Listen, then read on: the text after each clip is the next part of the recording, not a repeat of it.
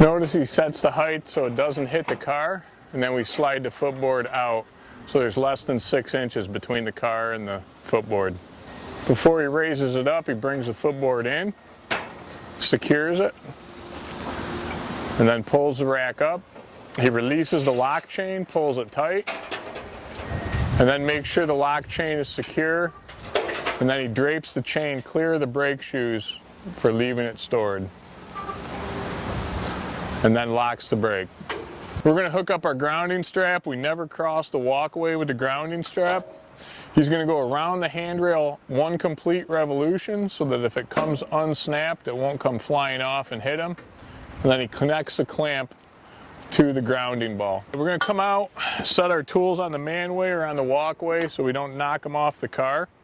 We've got to cut our seals. We've got 2 seals up here, one on the protective housing, one on the manway. During the hookup process, we cut both seals, even though we don't open the manway.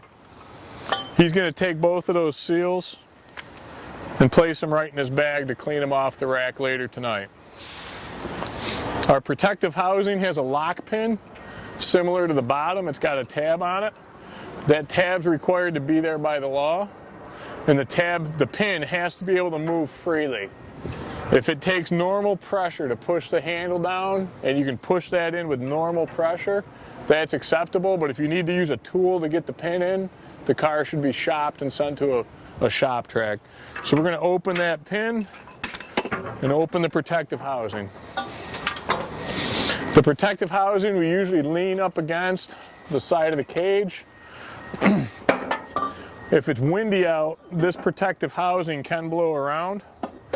So when I work up here, I usually keep one hand on it if I'm able, or I position my body so that I'm in front of it so it can't fall down and hit me. Inside the protective housing, we have all of our equipment, our service equipment we call it. We have a safety relief valve, we have a vacuum relief valve, we have a vapor valve, a liquid valve, a sampling port, the thermometer well, and that might be another gauging device. Looks like a Midland gauge. When we inspect the top of the car, we look at this frangible disc on the safety valve, make sure it's still there. We check all of these valves and make sure they're closed.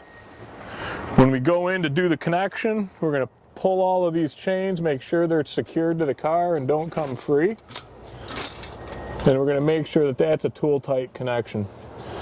When Ralph hooks it up, we're going to vent the top of the car so that as we drain out the bottom, air can come back into the car. So we're going to use the vapor valve for that.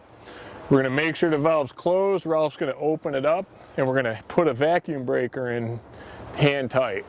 The vacuum breaker has a valve right here that opens under vacuum. So if the car is pressurized, product can't come out, but vacuum can come back in through the car right there. Ralph, why don't you show us how that hooks up? It's another good situation to pay attention to the plug when you open it. Make sure there's no pressure on it. Make sure you don't hear air bypassing the threads.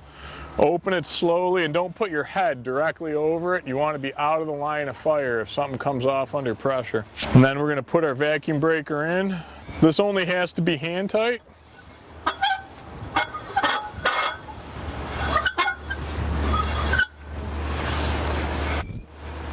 Now we can open the vapor valve handle.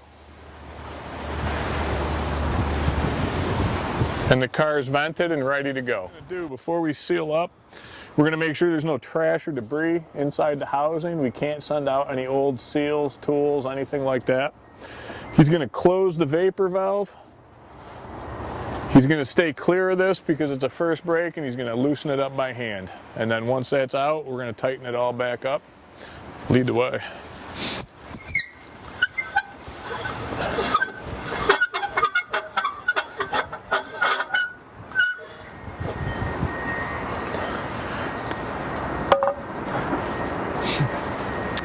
And then we're going to make sure that the chain is good. And we're going to thread it back in.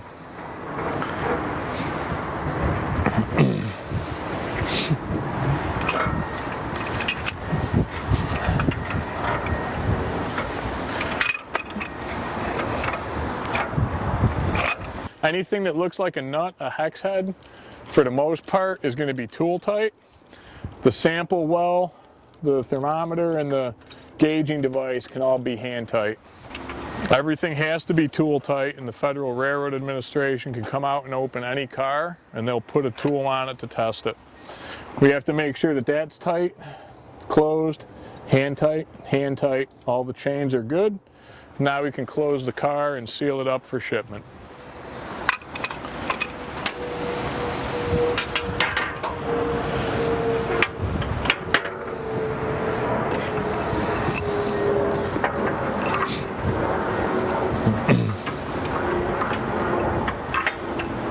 Beautiful, and we're going to put a seal on this pin. We usually seal right here so the pin can't slide out. Ralph will show you how we go around the handle and then through the chain, and then back into itself.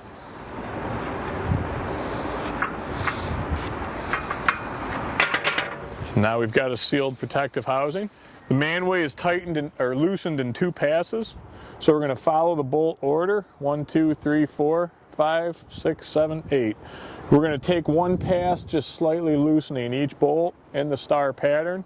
That's going to make the whole manway loosen at the same time, almost like tightening an aluminum car wheel. And then we're going to do a final pass and loosen all the bolts all the way. Go ahead and loosen it up, bro.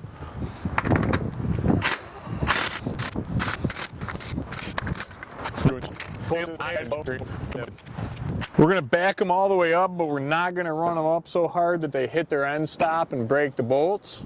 And then we can flip these bolts down. These 2 bolts are safety bolts. Those are designed so that if there's pressure on the car, it can't blow itself open and hurt you on the car. You have to pick the lid up 3/4 of an inch before you open them.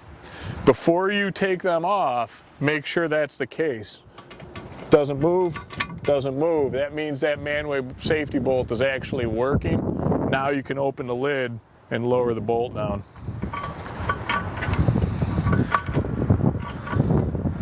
It's always a little more.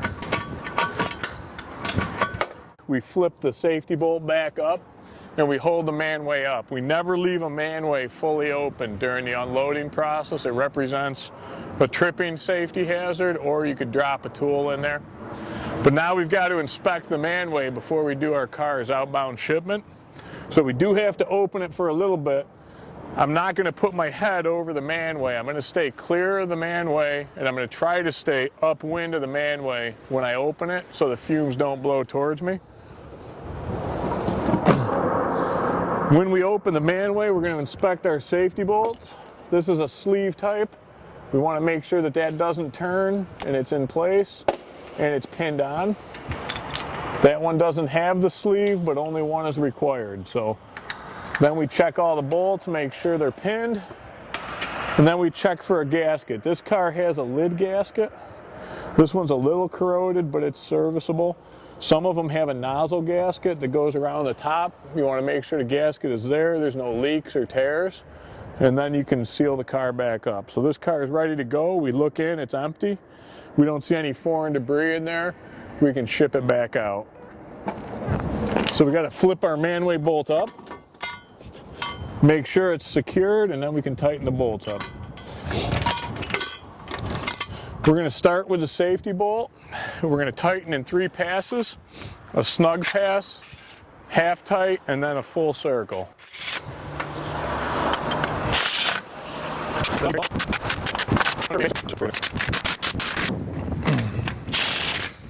Before we send the car out, we always have someone do a double check to make sure everything is tight.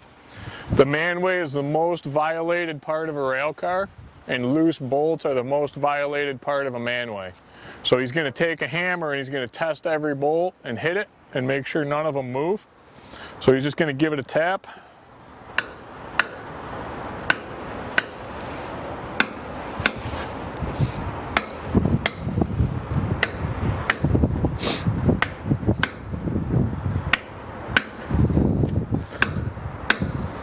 And then he's going to seal it up for outbound shipment. Now we can remove our grounding strap and carry it off the car, and we can leave the car area.